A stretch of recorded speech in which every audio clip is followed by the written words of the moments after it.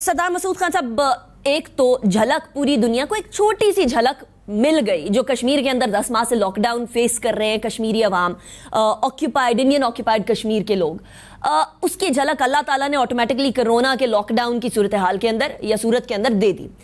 ऐसा लॉकडाउन जो पिछले 10 माह से चल रहा है और तमाम के तमाम इंसानी हुकूक को पामाल कर रहा है, प्रेसिडेंट साहब, इज़न्ट दिस हाई टाइम कि पूरी दुनिया ये समझे कि ये लॉकडाउन किस तरीके से ह्यूमन राइट्स वायलेशन कर रहा है और इसको ख़त्म करने के लिए अपनी आवाज़ बुलंद करें? सबसे पहले मैं आपका शुक्रिया अदा करना चाहता हूँ कि आपने मुझे दावत दी और इस तरीके से हम गुफ्तगू कर रहे हैं। आपने इतना ज़ोरदार तारुफ़ करवाया है जिसके लिए मैं आपका शुक्रिया अदा करना चाहता हूँ। आपने कश्मीर की पूरी सूरत हाल का ख़ुलासा बहुत मौसर अंदाज में किया है, उसमें कम ही इजाफ़ा मैं कर पाऊँगा। लेकिन जो आपने सवाल पूछा है, इस वक्त जो कुछ कश्मीर में हो रहा है उसके बारे में सिवाय पाकिस्तान और आज़ाद कश्मीर के बाहर की दुनिया में इतनी मालूमात नहीं है। मिसाल के तौर पर जब कोविड-19 का लॉकडाउन या तालाबंदी नाफिज हुई तो उस वक्त कश्मीर दोहरे लॉकडाउन का शिकार हो गया। यानी एक तो कोई 9 महीने से मुहासरा चल रहा था, और मुहासरा है वो लॉकडाउन नहीं है। लॉकडाउन जो कि एक नर्म इस्तिलाह है, तो उसका मतलब ये है कि जैसे कि आप ख़ुद बयान कर रही थी कि वहाँ लोगों को मारा जा रहा है, उनको घरों में नज़रबंद किया गया है, उनको बच्चे उठा लिए गए हैं, 13,000 से ज़्यादा जो बच्चे हैं वो उठा लिए गए हैं, गिरफ़्तार कर लिए गए हैं, कॉन्सनट्रेशन कैंप्स में रखे हुए हैं।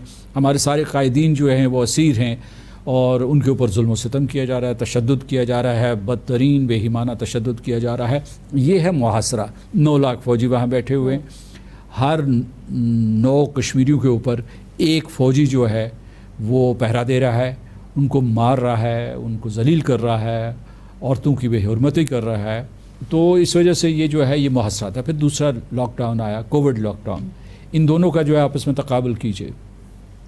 कोविड लॉकडाउन का मकसद जो है, अगरचे उसमें पाबंदियाँ लगी हैं, लोगों ने फासले कायम किए हैं, घरों में महदूद हुए हैं, लेकिन उसका मकसद है जानें बचाना। लोग अपनी जानें बचा रहे हैं, लोग दूसरों की जानें बचा रहे हैं।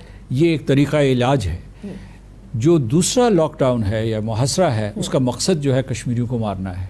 ये आप मुकाबला कर लीजिए कि वहाँ उनका मकसद ये है कि कश्मीरियों को सफ़ाए हस्ती से मिटाया जाए, उनकी अक्सरियत को अक़लियत में तब्दील कर दिया जाए, उनसे उनकी रियासत छीनी जाए और उनसे उन्हें बेघर कर दिया जाए, बेवतन कर दिया जाए। तो ये हो रहा है कश्मीर में। अच्छा, दूसरे जो बाहर लोगों को नहीं मालूम कि कोविड-19 को हिंदुस्तान ने एक नादर मौका समझा और उसे इस्तेमाल किया, और इस तरीके से उन्होंने नौजवानों को चुन चुन कर मारना शुरू कर दिया। अभी गुज़श्ता एक महीने में उन्होंने तकरीबन 40 के करीब नौजवानों को मार दिया है।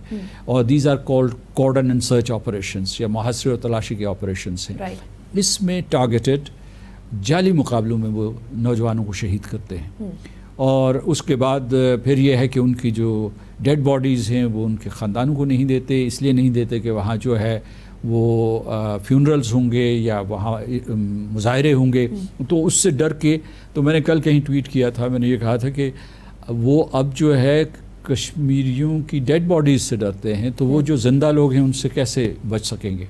अच्छा, दूसरी चीज़ जो है, उसके बाद उन्होंने इसी कोविड-19 के पर्दे में फस्ताई जो न्यू डोमिसाइल लॉज इशू किए, और इसके मुताबिक वो कश्मीरियों से उनकी ज़मीन छीन लेंगे, उनका रोज़गार छीन लेंगे, और उनकी अक्सरियत को अक़लियत में तब्दील कर लेंगे, एजुकेशनल यूनिवर्सिटीज़ में जो उनकी सीटें वो उनसे छीन लेंगे, और उसके बाद बाकायदा इसे एक नौआबादी बना देंगे। कुछ अरसे के बाद आप देखेंगे इतनी भारी तादाद में लोग जो है हिंदुस्तान से इस तरफ चल पड़े हैं कि ये मुसलमान रियासत नहीं रहेगी, ये एक हिंदू रियासत बन जाएगी। पहले से सारे हिंदुस्तान से जो है, हिंदुस्तान के तूल अर्ज़ से माइग्रेंट वर्कर्स या जिसको मज़दूर कहेंगे या कारीगर जो है वो यहाँ आए हुए हैं लाखों की तादाद में। इसी तरीके से जो हिंदू रेफ्यूजीज़ हैं, तो पूरे का पूरा नक्शा बदल रहे हैं।